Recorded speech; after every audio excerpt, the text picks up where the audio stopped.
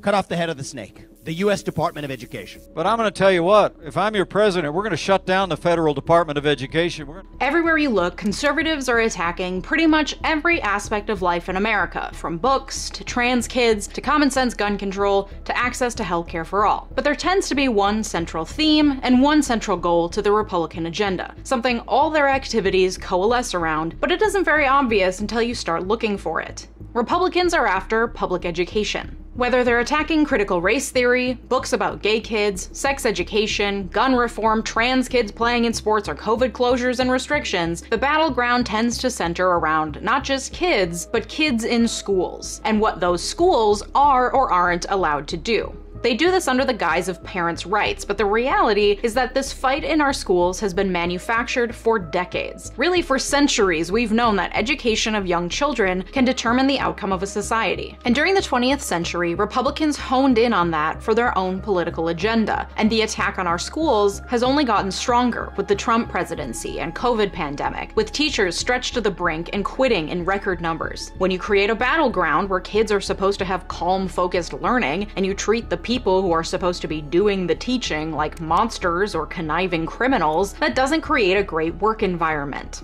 And as I've said over and over and over again, this isn't about the children. Not really. It's about power and control, as always, garnered through fear-mongering and force. And it's not about parents' rights either. It's about the rights of a small group of parents to impose their ideas and agenda on all other parents at the expense of the children. Because there's money to be made and votes to be won. The best interest of the children is an afterthought. This is why conservatives hate public schools. Roll the intro.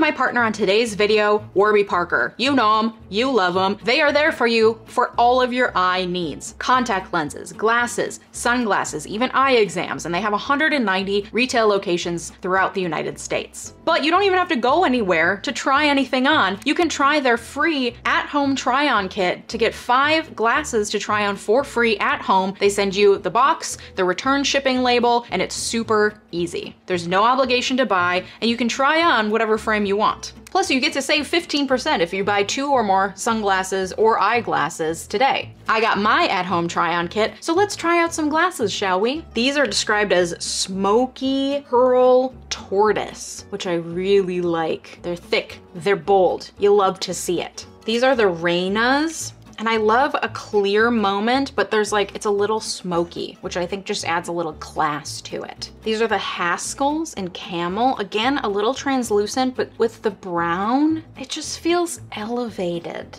And then for my edgier folks out there, this is the Haley, a little deep red, again with a dark lip. Are you kidding? And then these are the Della. I wanted to see if these would really bring out my eyes. I think that they do, which is fun. I don't usually go for a blue or green, but I like these. Glasses start at just $95, including the prescription lens. So what are you waiting for? Order your free at-home try-on kit today. Go to warbyparker.com/Leeja to order your try-on kit today. Thanks, Warby Parker. Today's conservatives didn't just come up with this idea to target public education and our nation's children out of thin air. The idea that you can control the nation by controlling the education of its children has been around since before this country existed. Puritans who came over and formed the Massachusetts Bay Colony believed that everyone should be taught to read so that they could read the Bible and receive religious information and teachings. Many of the founding fathers understood that an educated citizenry was essential to a functioning democracy. John Adams believed every square mile should have a school on it run via public funding. Thomas Jefferson believed that education should be a public good as well. However, he proposed a 2-track education system with different tracks for the laboring and the learned, allowing for a few of the laboring class to rise above their status by, and I quote, raking a few geniuses from the rubbish. This idea that there should be different education for well-off children than for children of the laboring class has been pervasive. In 1790, the Pennsylvania state constitution called for free public education for poor children, with the expectation that rich people would pay for their children's schooling. However, the legislature didn't do much to fulfill this constitutional mandate because they determined that reading instruction by parents and the few local religious schools was sufficient because the economy didn't really require anything beyond basic literacy at the time. And in 1805, the New York Public School Society was formed by wealthy businessmen to provide religious education to impoverished children and to emphasize discipline and obedience in the students. These wealthy businessmen weren't just moved by a desire to help society and ensure a functioning democracy. No, you see, discipline and obedience are really great qualities to have in your factory workers. By 1837, Massachusetts had its own state board of education. Edmund Dwight, a major industrialist of the time, knew that a state board of education to educate his future factory workers was so important that he offered to supplement the state salary with his own money. The head of the Massachusetts State Board of Education, Horace Mann, brought in a teaching style he learned in Prussia, where students were assigned to grades based on age and would progress through each grade as they aged. This was combined with European styles of lecture-based teaching and eventually spread throughout the country, known as the factory model.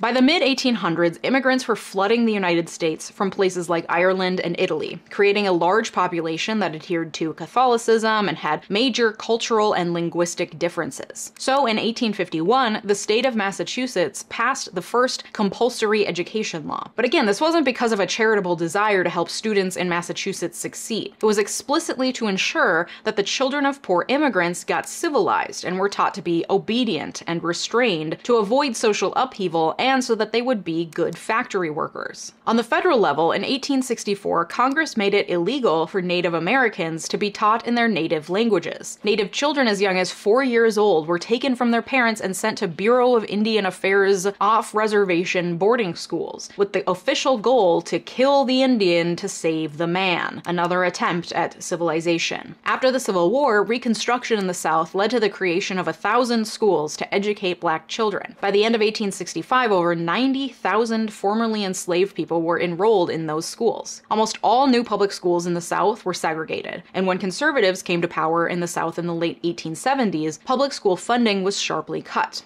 Booker T. Washington was a major proponent of offering industrial education to formerly enslaved people because of its practicality for obtaining paid jobs. W.E.B. Du Bois, however, argued that formerly enslaved people should be given the opportunity to prove themselves equal to whites by succeeding in traditional bachelor's degree programs. It's in the wake of the Civil War that many historically black colleges were founded, including Howard University and Morehouse College, both opened in 1867. In 1917, the National Vocational Education Act established federally funded programs for agriculture, home economics, and training in various trades. This federal funding was lobbied for by large manufacturers who wanted the federal government to subsidize the training of their workers and take that training out of the hands of trade union apprenticeships. It's a lot easier to buy out a federal politician and get your way than it is to try to negotiate with a trade union that's diametrically opposed to your interests being exploiting your labor force as much as possible. By 1940, 50% of Americans had a high school diploma, though this number was higher in areas with greater wealth and less manufacturing activity, because high schools were seen as a place to receive necessary skill sets for teachers and for those planning careers in white-collar work. It wasn't until the pivotal Supreme Court case, Brown v. Board of Education, decided in 1954, roiled the nation with the threat of forced desegregation, that conservative political ideals began to intertwine with educational reform. Milton Friedman, the father of modern libertarian free market economics who ruined many lives and deserves his own whole video, advocated strongly for the idea of educational freedom, the fight to give families the right to choose where and how to educate their children. He touted this as a racially neutral way to promote private schools and keep schools segregated despite the changing times. William F. Buckley Jr., generally credited as the founder of the modern conservative movement, was dedicated to demanding right-wing content content in schools. His first book, God and Man at Yale, proposed that left-leaning faculty should be denied academic freedom because they were abusing the academy in order to warp the minds of impressionable college students. And he was a major proponent of censoring textbooks. This was in the 1950s. But his ideas didn't quite catch at the time. Even during the height of McCarthyism, Congress stopped short at full academic censorship, probably because the memory of Nazi book burning was still a little too fresh. Throughout the 1950s, groups of vigilante parents monitored schools closely for signs of communist infiltration. And as schools began desegregating in the wake of the Brown v. Board of Education ruling, large numbers of families, especially in the South, began pulling their children out of public schools and enrolling them in private institutions, rather than have them in integrated public schools. In fact, in Prince Edward County, Virginia,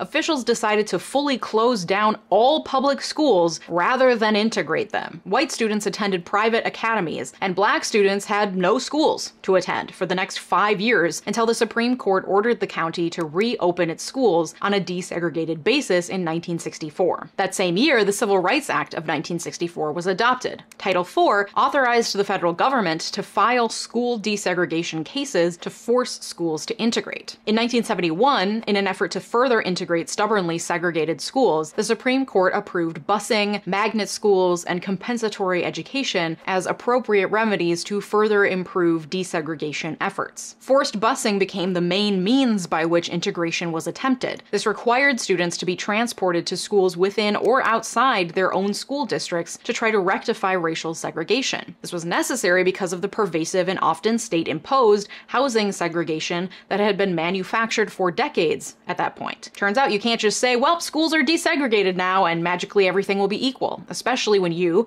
being the Supreme Court and the federal government, have manufactured segregation and implemented it in every facet of your governing for 2 centuries. But instead of addressing the root causes of the problem, which is really beyond what the Supreme Court is meant to do, that's something the legislature should theoretically handle, instead, the Supreme Court began a process of stepping back school integration efforts in the 1970s, spurred on by the numerous Supreme Court nominees brought in during the Nixon administration. In 1973, the court ruled that de facto segregation is not unconstitutional. De facto segregation is segregation that happens by private choice, not enforced by law. It's a thing the Supreme Court loves to fall back on despite centuries of evidence that segregation has been imposed by the state from the beginning, and the current levels of segregation are a direct result of that. But courts have a hard time connecting the dots that far back. So they say, well, families just keep choosing to live in a racially segregated manner, so there's no reason for us to force them to integrate. In another ruling, the court determined that education is not a fundamental right, and the Constitution does not require equal education expenditures within a state, meaning that low-income areas with less funding just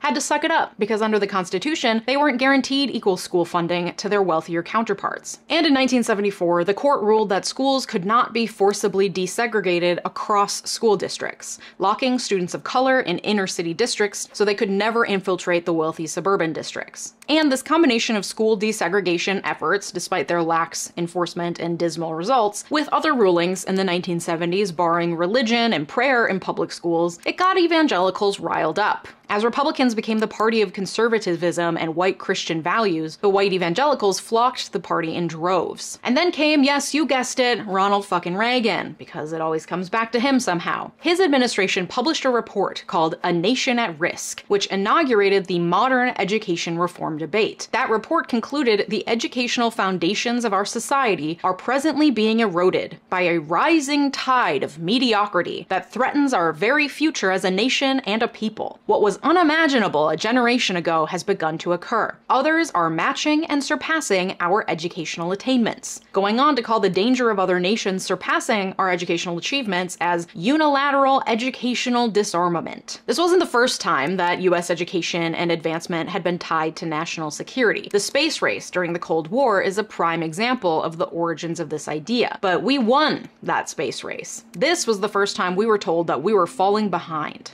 And if there's one thing that Americans hate, especially Republicans, it's the idea that we're not number one. Well, according to Republicans, we are number one, to be clear, but our status as number one is being threatened at all sides. This despite the fact that the United States has never ranked number one in education since we began comparing test scores in the 1960s. That didn't matter though. This report kicked off the idea that education is a central battlefield upon which this country's future will be settled. The culture war was on. School desegregation peaked in the 1980s and has been gradually declining ever since, thanks to, say it with me, Ronald fucking Reagan. Focus began shifting to test scores at the expense of art, drama, music, gym, anything not being scored on standardized tests that we could use to prove that the USA was number one. George H.W. Bush claimed he would be the education president. By the time George W. Bush, the Jr., took office, very little progress had been made. So Bush Jr. signed the No Child Left Behind Act to solidify the use of testing to hold schools accountable. The results of the program are that it turns out a lot of children are getting left behind in this school system. And that's because while we are obsessed with being number one at everything, we're not willing to put our money where our mouth is, especially not when Republicans are in charge. At a 2006 meeting of the right-wing advocacy group American Legislative Exchange Council, our old friend Milton Friedman proposed that the best strategy for parents to control their children's education was to abolish the public school system altogether and eliminate all taxes that pay for it. Reagan had called for the abolition of the Department of Education in the early 80s. Current candidates, right now, for the Republican nomination are still advocating for it. In 2004, the Secretary of Education, Rod Page, called the country's leading teachers union a terrorist organization. But despite the fact that No Child Left Behind did in fact leave many children behind and has been rolled back because it didn't work, the idea of compulsory testing and tying funding to that testing is still pervasive. Florida Governor Jeb Bush, yes, another Bush, why do we let entire families around this country, launched an era of education reform in Florida involving high-stakes testing, ranking schools with A through F grades. Those grades then tend to drive students who can afford it, see mostly white students, into private schools. In tandem with this school grading system, Florida under Jeb Bush also showed strong support for vouchers and charter schools, pushing the current Republican agenda of school choice to the forefront. And school choice is a very convenient, racially neutral way to continue the conservative agenda that began in the middle of the 20th century to oppose desegregation and maintain schools as the bastion of control and fear-mongering that helps propel the Republican base to the polls. Plus, private school is incredibly lucrative, it turns out, though they claim, of course, that it's for the children. Think of the children. Through the guise of school choice, conservatives can kill two birds with one stone. They can weaken teachers' unions, which are of course home to commie liberals who vote Democratic, and eliminate public schools, saving them tax dollars, while also pumping more money into their pockets through privatized education income. And I'm not just making this up, it's explicitly part of the plan. Conservative anti-tax crusader Grover Norquist admitted as early as 1998 that school choice reaches right into the heart of the Democratic coalition and takes people out of it. Culture war aficionado Christopher Rufo recently said at a lecture at the ultra-conservative Hillsdale College that to get to universal school choice, you really need to operate from a premise of universal public school distrust. And that universal public school distrust is mounting, at least among conservative leaders. Florida Senator Marco Rubio has called schools a cesspool of Marxist indoctrination. Former Secretary of State Mike Pompeo said that teachers' unions and the filth that they're teaching our kids will take this republic down. Donald Trump has complained about pink-haired communists teaching our kids and Marxist maniacs and lunatics running our universities. In 2021, the Education Commissioner of Florida, Richard Corcoran, in a speech delivered once again at the ultra-conservative Hillsdale College, compared America's disputes over education to the warring in the streets in Germany before World War II between the Nazis and the communists. I'm not sure which group he identifies with in that scenario because I assume it's not the communists. He went on to say that the war will be won in education. Education is our sword. That's our weapon. Our weapon is education. And this idea that schools are cesspools of Marxist indoctrination is legitimized because conservatives see that liberals generally have more education and tend to work in institutions of higher learning. The more educated a person is, the more likely they are to be liberal. We talked about this in my video on why conservatives fall for fake news. So it's very easy to write off institutions of higher learning and everyone who's a product of those institutions, including public school teachers who have bachelor's and often master's degrees, as Marxists who are trying to brainwash conservatives' kids. And this is legitimized all over again when schools try to teach about historical facts that make white people feel bad, namely most historical facts, or share an interpretation of history that doesn't venerate our founding fathers and the United States as ordained by God to be the most powerful country on the planet. Any critical thinking skills are deemed un-American and therefore dangerous. We've been doing it since the Red Scare, and now it's stronger because conservatives have Fox News and other conservative media as a convenient fear-mongering mouthpiece. So the more partisan conservatives get more and more riled up, and conspiracy theories are allowed to thrive. And social media, of course, allows these conspiracy theories to take on new life, creating an outlandish, hyperbolic version of what schools are really like. Our country has left education largely in the hands of states, and in an incredibly large, fragmented country, there are going to be plenty of examples of outrageous behavior by individual teachers that by themselves don't prove anything about the system as a whole. But when amplified by social media, these individual anecdotal incidents can take on new life. For example, a viral but false post by Libs of TikTok, a Twitter account with over 2 million followers that posts things making fun of liberals or furthering right-wing conspiracies, claimed that a school in North Dakota was placing litter boxes in the bathrooms for children who identify as cats. Despite being patently false and completely absurd, the North Dakota House of Representatives passed an entire bill forbidding any policy that caters to a student's perception of being any animal species other than human. My friends, that is batshit crazy, and just one example of how absolutely out of control the obsession with public education is on the right. Meanwhile, the actual students in the schools we're all bickering over are suffering. Nearly 3/4 of parents rate their own child's school highly, but are skeptical about other people's schools. High schools used to offer 3 different classes to prepare students for their roles as citizens: government, civics, and problems of democracy. Today, schools usually offer a single course, in part because partisanship has made it almost impossible to agree on what these classes should teach. Because again, everyone recognizes that schools are a battleground for future voters and workers. The result of this shoddy school system that's vulnerable to the whims of a small, riled-up portion of the electorate is that 3/4 of Americans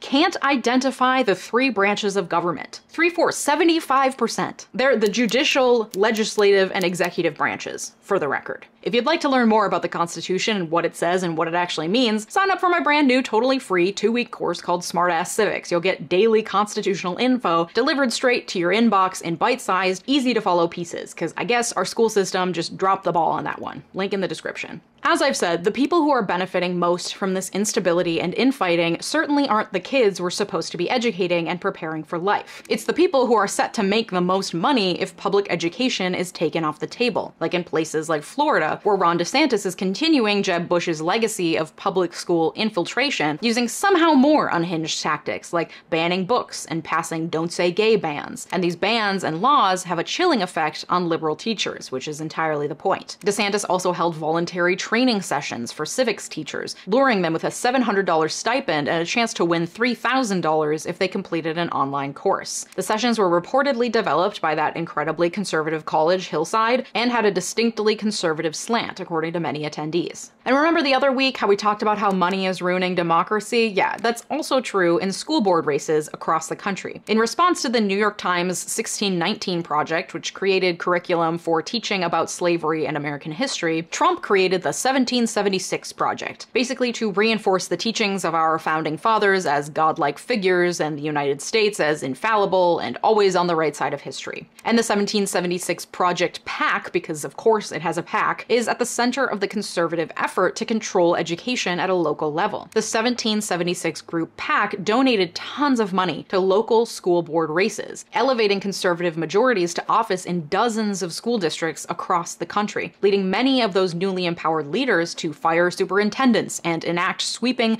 bills of rights for parents. In Maryland, the PAC backed 3 school board candidates running as the Education Not Indoctrination slate, claiming in ads that children are being held captive by schools, using the the classic far-right fear-mongering tactics that have proven highly effective in getting people to show up to the polls. And this money often makes all the difference in these local school board races where people generally don't pay much attention. So anyone who has name or face recognition in those races is head and shoulders above the competition. In Texas, Patriot Mobile, yes, a wireless company that for some reason is also political, has a political arm of the company, and they spent over $400,000 on a handful of school board elections in North Texas, where the company is based, and all of its favored candidates won, putting conservatives in control of 4 districts. And what's so insidious about all of this is that when a few deranged right-wing parents attack schools for anti-American teaching or cry critical race theory at any whiff of discussions of race or racism in the classroom, those complaints go up the chain to the school board and are then legitimized by the deranged right-wing school board members who were put in place by a few dark money PACs who will ultimately benefit when these parents and other families they've fearmongered finally pull their students out of public schools and put them into private schools. And that's exactly what's happening. These tactics are replacing school boards with highly conservative candidates who are allowing the views of a few parents to be imposed on all parents, or their conservative talking points are fearmongering parents into pulling their kids from what they see as a communist, liberal-infested public school and pushing kids,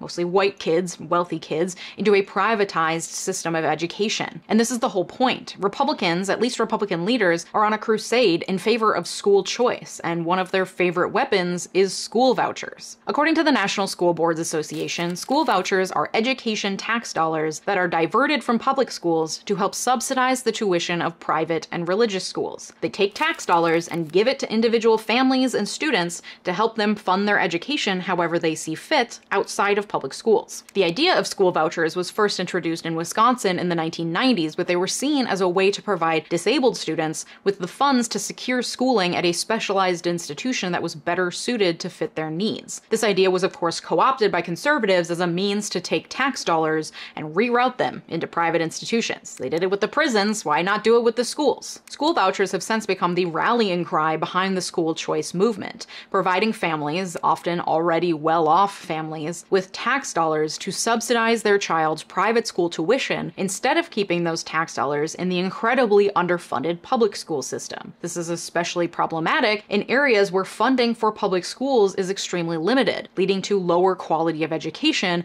and driving more and more families to school choice and taking advantage of voucher systems that then further erode the quality of the public schools. And often these vouchers don't cover the full cost of tuition at local private schools, so it's only the wealthier students that are able to leave the public school system, taking tax dollars along with them to help subsidize their private education. On top of this, oftentimes in areas where public schools fall short, a number of charter schools will pop up to try to fill the void. Charter schools receive government funding but operate independently of the established state school system. And while these schools are overseen by the rules set forth in their charter or agreement with usually a state board of some sort or something, they do not have to comply with the same regulations that traditional public schools must comply with. In many states, for-profit companies called education management organizations run charter schools, often wielding power over a large number of schools and making money off the public funding used to run these charter schools. Charter schools can also raise funds through private donations,